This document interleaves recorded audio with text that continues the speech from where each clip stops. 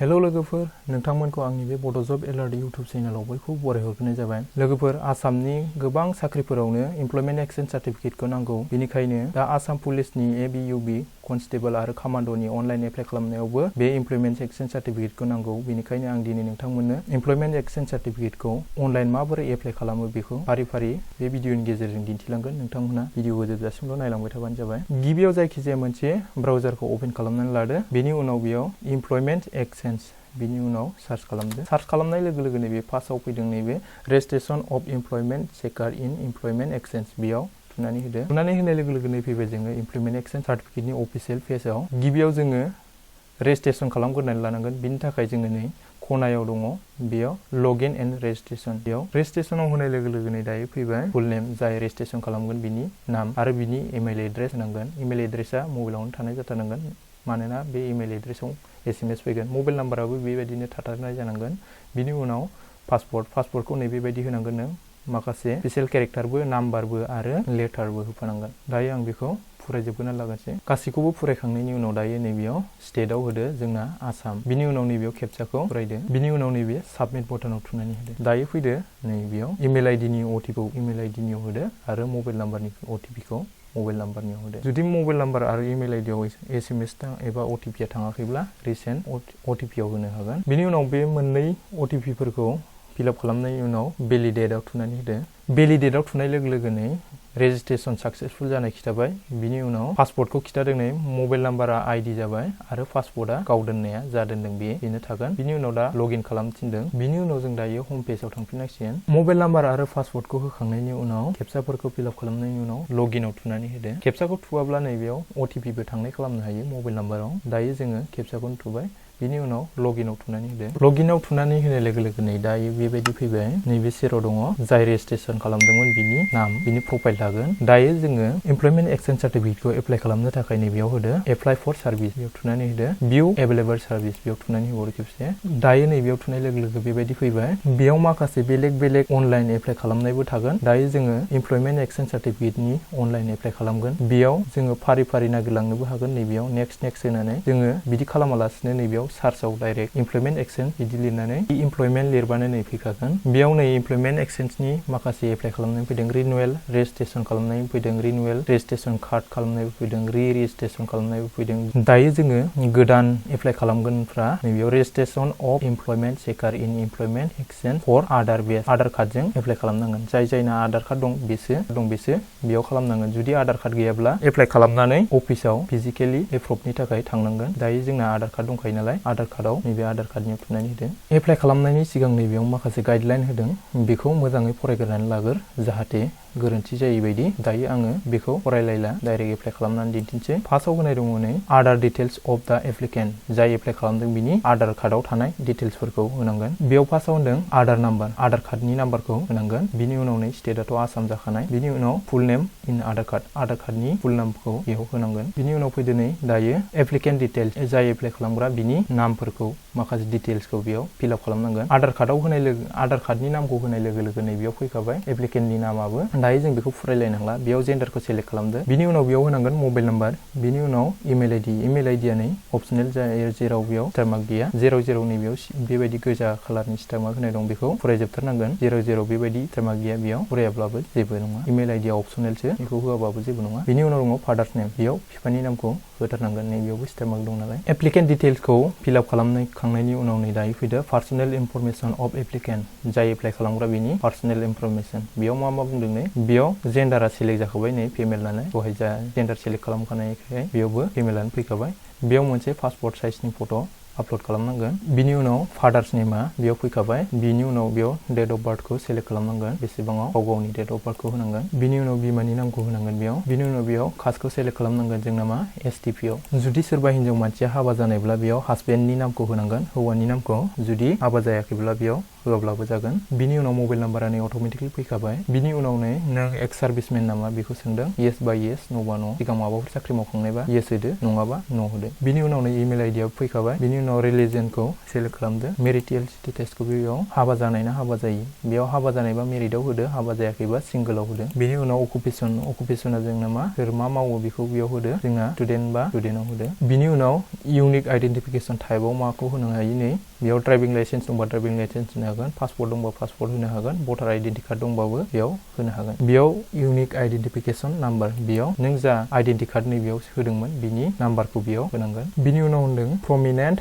Identification mark, बेयाव जायखिजाया मोखांफ्राव माबाफोर दागोफोर दंबा बेखौ लिरनानै होनो हागोन, बौनाय दागोफोर दंबा होनो हागोन। बिनि उनाव मोखांफ्राव सिथरफोर दंबाबो होनो हागोन, सिथरनि दागोफोर दंबाबो बेयाव सिथरनि दागो दं होननानैबो लिरनानै होनो हागोन। बियो होथारनांगोन मानोना बेयाव सिथर मार्क दङ। बिनि उनाव नै फिजिकेल एट्रिबिउट, बेयाव नै हाइटखौ सोंदों बेसे गोजौ, बेयो अपसनेल गोजा, होबाबो जायो होआबाबो जायो। दायो होयोबा होदो, होआब्ला नोंनि गोसोसै। बिनि उनाव दं इडुकेसन एन्ड ट्रेनिं डिटेल्स, बेयाव फरायथारनांगोन बेखौ इडुकेसन डिटेल्सखौ। बेयाव होदो नों बेसेबांसिम फरायनाय, 12 पास बा 12 पास आरो 10 पासल'बा 10 पासाव होबानो जाबाय। बिनि उनाव नों आर्ट्सनिफ्राय ना साइन्सनिफ्राय ना कमार्सनिफ्राय बेखौ बेयाव सेलेक्ट खालामनांगोन गावबा गाव। नैबे इडुकेसन क्वालिफिकेसनाव जोङो 12 पासखौ होदों नालाय बेयाव क्लास 10नि मोनसे होनांगोन आरो बेयाव आरोबाव 12 पासनिखौ होनो थाखाय नैबेयाव क्लासाव थुनानै होबानो नैबेबायदि ओंखारगोन। बेयाव डिटेल्सखौ मोनफा मोनफा होलांनांगोन, बे मोनसेयावनो ज' 12 पासनिखौबो आरो हायार सेकेन्डारिनिखौबो होनाङा। जुदि डिग्रि पास जायोब्ला मोनथाम खालामनानै गावबा गावनि डिटेल्सखौ एक्सट्रा होनो हागोन। जुदि 12 पासबा बेयाव मोननैल' होबानो जागोन। दायो 12 पासल' नालाय मोननैयानो जायो। दाननोबा नैबे आनजाबसिनाव थुनानै होफिनबानो जायो। इडुकेसन क्वालिफिकेसनाव बेयाव होदो फार्स्टआव 10 पासनिखौ होगोन, बिनि उनाव 12 पास, बिनि उनाव BA पास बा BA पास। क्लास 10आव मा साबजेक्टखौ इलेक्टिभ लादोंमोन बेखौ बेयाव होनांगोन। बिनि उनाव आदार साबजेक्ट माखासे साबजेक्टफोरखौ बेयाव फरायनानै होनांगोन। बिनि उनाव बर्ड अफ इउनिभारसिटि सेबाया गोलैयो जोंना, बेयाव सेबाखौ होनांगोन। बेयाव मा स्कुलनिफ्राय क्लास 10खौ पास जानाय बेयाव होनांगोन। बिनि उनाव माब्ला पास जादोंमोन मेट्रिक आनजादखौ क्लास 10खौ बेयाव होनांगोन आरो बेयाव मेट्रिकनि रेजिस्ट्रेसन नाम्बारखौ होनांगोन आरो बेसेबां पार्सेन्ट मोनदों बेयाव होनांगोन आरो बेसेबां फार्स्ट डिभिजन ना सेकेन्ड डिभिजन ना थार्ड डिभिजन बेयाव बेखौ होनांगोन। बेबायदिनो बेयावबो हायार सेकेन्डारिनाबो बेबायदिनो होलांबाय थाबानो जागोन। इलेक्टिभ साबजेक्टखौ मा लादों बेयाव होनांगोन। बिनि उनाव माखासे साबजेक्टखौ इलेक्टिभ नङि साबजेक्टखौ बेयाव होजोबनांगोन। बबे कलेज एबा स्कुलनिफ्राय पास जानाय बेखौ बेयाव होनांगोन। माब्ला पास जादोंमोन बेखौ बेयाव होनांगोन। बिनि उनाव रेजिस्ट्रेसन नाम्बारखौ होनांगोन 12निखौ, बेयाव बेसेबां पार्सेन्ट मोनदों बेखौ होनांगोन। बिनि उनाव बेसेबां फार्स्ट डिभिजन ना सेकेन्ड डिभिजन बेयाव पास जादों बेखौ सेलेक्ट खालामनानै होनांगोन। दायो बेयाव गासैखौबो फरायखांनायनि उनाव नोंहा नैबेयाव आदार क्वालिफिकेसन बेलेग नोंहा एक्सट्रा माबाफोर रोंगौथि दंबा बेयाव सार्टिफिकेट नाम्बारफोरखौ बेबायदिनो होदो। गैयाबा गैया जेबो नंला, बेखौबो होलायनांला। स्किल क्वालिफिकेसन बेबो दंबा होदो, गैयाब्ला होनांला। आरो वर्क एक्सपिरियेन्स नोंहा माबाफोर बेलेग एक्सट्रा रोंगौथि दंबा बेयावबो होनो हागोन, गैयाब्ला जेबो नङा। दायो नैयाव कारेन्ट इमप्लयमेन्ट स्टेटास बेखौ होथारनांगोन। बेयाव नों साख्रि मावनायबा माबाफोर साख्रि मावनायबा बेयाव बासिनानै होनो हागोन। जुदि साख्रि मावाखैब्ला नैबेयाव आनइमप्लयडआव होनांगोन। टटेल वर्क एक्सपिरियेन्स होनांगोन। बेयाव नोंहा साख्रि मावनायब्ला दायो साख्रि मावाखै होबाय नालाय बेयाव जेबो होनांलायला। दायो बेयाव पार्मानेन्ट एड्रेसखौबो होनांगोन। पार्मानेन्ट एड्रेसआव नै नेम अफ दा हाउस न'नि नामखौ होनांगोन। बेनि उनाव हाउस नाम्बार न' नाम्बारखौ होनांगोन। बिल्डिं नाम्बार दंबा बिल्डिं नाम्बारखौ होनांगोन। एड्रेसखौ होनांगोन बेयाव एबा लकेलिटि मा गोलैयो बेखौ होनांगोन। बेखौ होआबाबो जेबो नङा, नै बेयाव स्टार मार्क गैया नालाय। नैबे दायो भिलेजाव स्टार मार्क दङ बेखौ होथारनांगोन मा गामिनि, आरो पस्ट अफिसखौबो होथारनांगोन। पस्ट अफिसा मा गोलैयो, पुलिस स्टेसना मा गोलैयो बेखौबो होनांगोन। पिन क'डखौबो बेयाव होथारनांगोन। बिनि उनाव डिस्ट्रिक्टखौ होनांगोन। बेयाव साब डिस्ट्रिक्टखौ होआब्लाबो जेबो नङा। बिनि उनाव नै रेभिनिउ सार्कोल बेखौबो होथारनांगोन। आरो जुदि टाउनाव थायो अब्ला आर्बानाव गोलैगोन, जुदि टाउनाव गामियावनो थायोब्ला रुरेल एरियायाव गोलैगोन। दायो आं बेखौ फिलआप खालामग्रोनानै लागोन। बेखौ गासैखौबो फिलआप खालामखांनायनि उनाव दायो एड्रेसा सेमब्ला बेयाव येस होदो। जुदि नों जोनोम जानाय एड्रेसनिफ्राय बेलेगाव थाहैदोंबा बेयो गोदानै फरायफिनब्लानो जाबाय बेयाव। जुदि एखेब्ला बेयाव सेम होबानो जाबाय। दायो नों जब प्रेफारेन्स के स्किल बेयाव नों होबाबो जायो होआबाबो जायो, जेबो नङा। दा बेयाव होनदों लेंगुवेज नन, बेयाव नों मा मा राव रायलायनो रोंगौ एबा लिरनो रोंगौ बेखौ बेयाव लिरनानै होनांगोन। बेखौ होआब्लाबो जेबो नङा। नैबेयाव लेंगुवेज होदों, मा लेंगुवेज लिरनानैसो होनांगोन बेयाव। जुदि नों माखासे आरो रोंबावोबा नैबेयाव बेबायदि खालामनानै मोनथाम मोनब्रै लेंगुवेज रोङोबा बेयाव बिदि होनांगोन। फरायनो रोङोना लिरनोबो रोङोबा बेयाव थिक होनांगोन आरो रायलायनो रोङोबा बेयाव रायलायनायखौबो। दायो बेयाव होबाय इंलिसखौ मा खालामनो हायो नोङो, फरायनोबो हायोबा फरायनोबो हायो रिड होदो, लिरनो हायोबा लिरनोबो रोङोबा लिरनायाव राइटआव होदो आरो रायलायनो रोङोबा स्पिकआव होदो। आरो नों बेलेग लेंगुवेज रोंबावोबा बेयाव प्लासाव थुनानै होदो।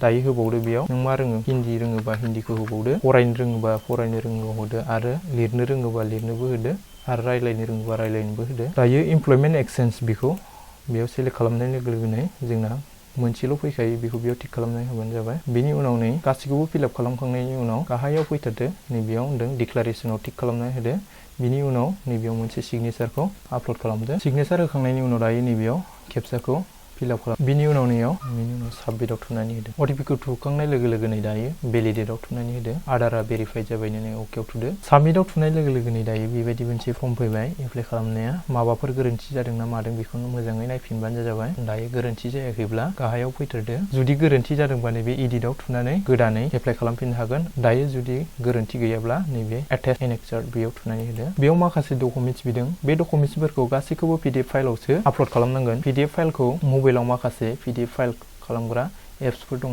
बेफोरखौ डाउनलड खालामनानै पिडिएफ फाइलखौ मोजाङै खालामग्रोनानै लागोर बेयाव प्रुफ अफ रेसिडेन्स बेयाव बिदों प्रुफ अफ रेसिडेन्सआव मा दङ डकुमेन्ट्सआ नै बेफोर जायखिजाया मोनसे भटार कार्डबाबो जागोन ड्राइभिं लाइसेन्सबाबो जागोन पासपर्टबाबो जागोन दायो भटार कार्डखौ होदो बेयाव होनदों डकुमेन्ट्सआ 1 MB नि बारा जानो मोननाय नङा गासिबो पिडिएफ फाइलावसो जानांगोन बेनि उनाव फाइलखौ चुज खालामदो गासैखौबो डकुमेन्ट्सफोरखौ मोजाङै खालामग्रोनानै लाग्रोजोबखा बिनि उनाव एज प्रुफआव मा दङ नै स्कुल सार्टिफिकेटबाबो जागोन HSLC एडमिट कार्डबाबो जागोन बार्थ सार्टिफिकेट दंबाबो जागोन जायखिजाया मोनसे बिनि उनाव बेयावबो 1 MB नि बारा जानो मोननाय नङा बेयाव डकुमेन्ट्सखौ पिडिएफ फाइलाव बेखौबो आपल'ड खालामनांगोन कपि अफ कास्ट सार्टिफिकेट बेयाव होनदों EWS सार्टिफिकेट ना कास्ट सार्टिफिकेट होनांगोन बेखौबो बेबायदिनो पिडिएफ फाइल खालामनानै बेखौबो बेबायदिनो पिडिएफ फाइल बेयाव होनदों एडुकेसन क्वालिफिकेसन सार्टिफिकेट बेयाव फार्स्ट सार्टिफिकेट आरो मार्कशिटखौ बिदों बेयो मा होनदों 5 MB नि बारा जानो मोननाय नङा बेयाव मा थागोन नों पास जानाय क्लास 10 निफ्राय जुदि हायार सेकेन्डारिसिम पास जादोंबा हायार सेकेन्डारिनि मार्कशिटखौबो आरो सार्टिफिकेटखौबो खेबसेनो ज' मोनसे पिडिएफ फाइलावनो ज' खालामनानै गासिबो सार्टिफिकेट आरो मार्कशिटखौ बेयाव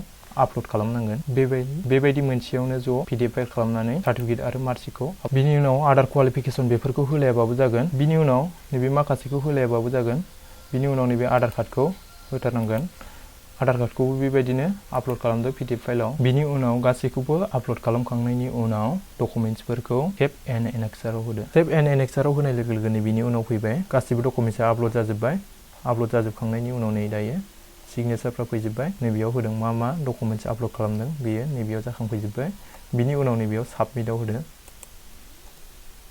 साबमिट खालामखांनाय लोगो लोगोनो दायो फैबाय बेबायदि माने अनलाइन एप्लाइ खालामनाया साक्सेसफुल जाजोब्बाय बिनि उनाव नोङो बेखौ पिडिएफ फाइल खालामनानै डाउनलड खालामनानै लाब्लानो इमप्लयमेन्ट एक्सचेन्ज सार्टिफिकेटआ जानानै फैबाय आरो जुदि नोंथांमोनहा आंनि चेनेलाव गोदानब्ला चेनेलखौ साबस्क्राइब खालामनानै लादो जाहाथे उनावबो बेबायदिनो गोदान आपडेटनि भिडिअ होयोब्ला जाहाथे मोननो हायो